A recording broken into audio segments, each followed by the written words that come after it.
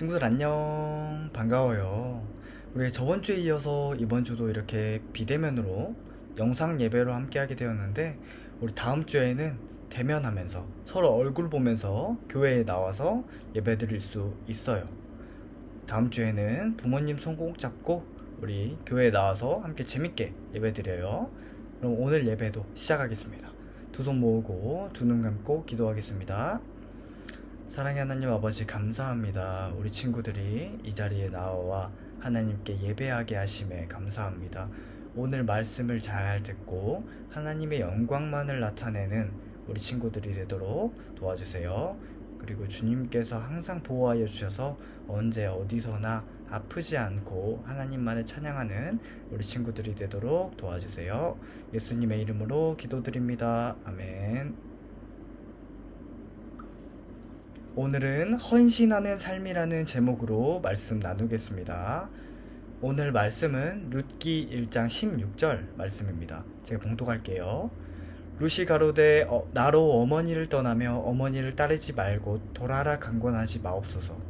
어머니께서 가시는 곳에 나도 가고 어머니께서 유숙하시는 곳에서 나도 유숙하겠나이다. 어머니의 백성이 나의 백성이 되고 어머니의 하나님이 나의 하나님이 되시리니. 아멘. 몸이 아프면 어디를 가야 할까요? 맞아요. 병원에 가야 돼요. 한국에서는 병원이 없어서 고생하는 경우는 흔하지 않아요. 하지만 지구촌 곳곳에는 아직 병원이 없는 곳이 많아요. 그런 어려운 곳을 직접 찾아다니는 사람들이 있어요. 혹시 국경 없는 의사회라는 단체를 들어봤나요? 이 단체는 의사 선생님들이 만든 단체로 환자가 있는 곳이라면 어느 곳이든 달려가 봉사하세요. 이곳에 소속된 의사 선생님들은 자신들이 누릴 수 있는 돈과 명예를 다 내려놓고 환자가 있는 곳이라면 어디든 죽음을 두려워하지 않고 달려가는 대단하신 분들이에요. 자신의 편안한 삶을 포기하고 남을 위해 편히 쉴 수도 없고 마실 물도 부족하고 가족들도 만날 수 없는 먼 나라로 봉사하러 가는 분들을 보면 정말 대단하다는 생각밖에 들지 않아요. 오늘 말씀에서도 이렇게 놀라운 헌신을 하는 사람이 나와요. 우리 함께 들어볼까요? 오늘 말씀의 주인공은 룻과 나오미라는 사람이에요. 룻과 나오미가 살던 시대는 기드온이나 삼손 같은 사사들이 이스라엘을 다스리던 시대였어요.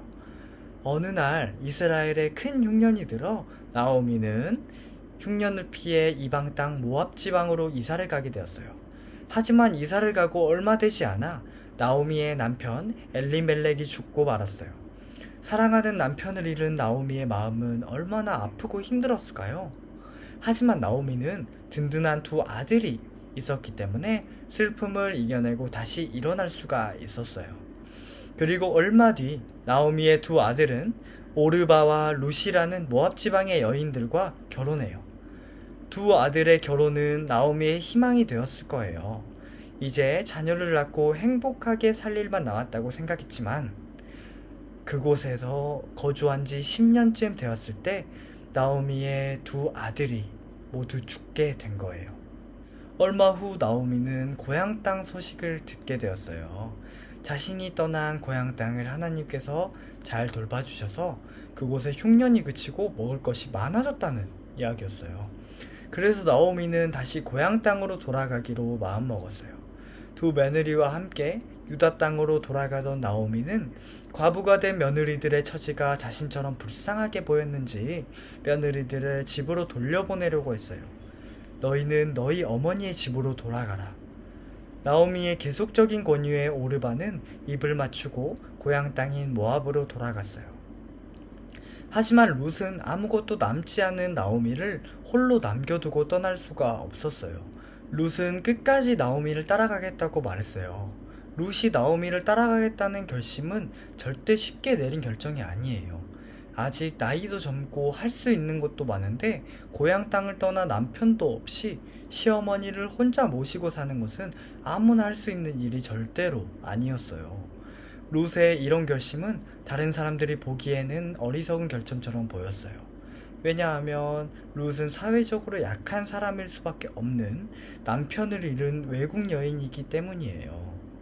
그런데 룻은 자신을 떠나 고향으로 돌아가라고 하는 나오미에게 아주 중요한 두 가지 고백을 해요. 어머니께서 가시는 곳에 나도 가고 어머니께서 머무는 곳에 나도 머물겠습니다.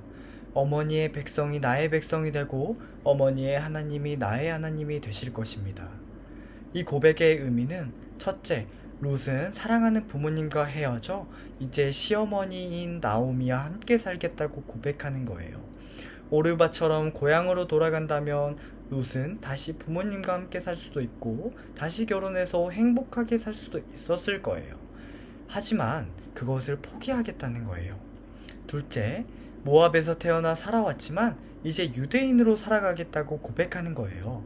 아는 사람은 나오미뿐인데 유대 땅으로 가서 시어머니를 모시고 살겠다는 거예요. 같은 처지인 오르바라도 있었으면 조금이라도 나았을 텐데 지금은 혼자뿐이에요.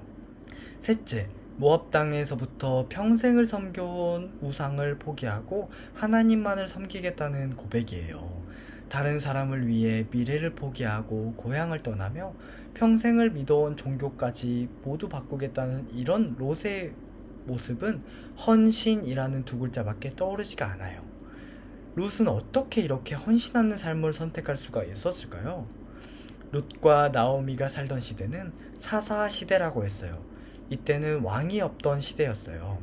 사람들이 자기 생각에 옳은 대로 행하고 하나님이 미워하는 우상을 섬기던 시대였어요.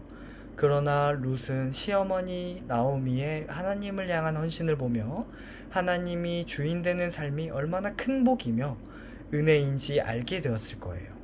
룻은 나오미의 말과 행동에서 하나님의 나라의 백성의 모습을 보았고 이제 룻은 어머니의 하나님이 나의 하나님입니다 라는 고백을 했어요.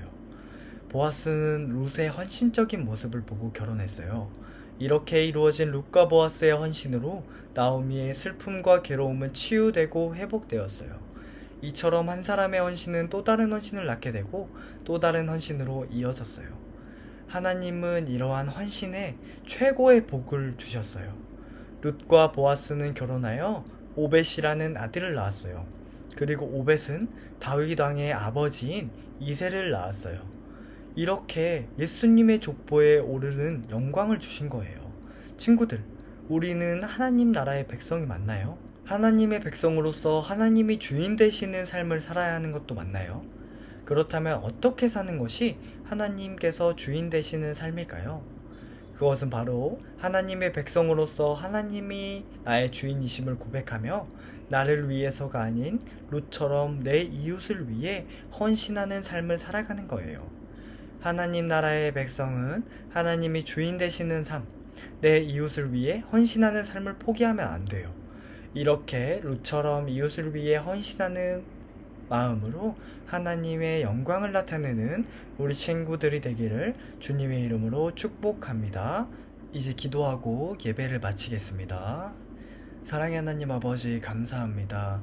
우리를 하나님의 나라 백성으로 부르시고 하나님께 헌신하고 또 모든 사람들에게 헌신하는 삶을 살 수 있게 하심에 감사합니다.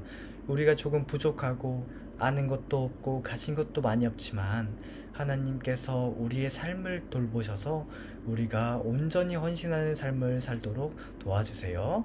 예수님의 이름으로 기도드립니다. 아멘. 이것으로 모두 예배를 마칠게요. 우리 친구들 아까 말했던 것처럼 다음 주에는 대면 예배를 할 수 있으니까 우리가 대면으로 함께 재밌게 예배 드려봐요. 다음 주에 봐요. 안녕.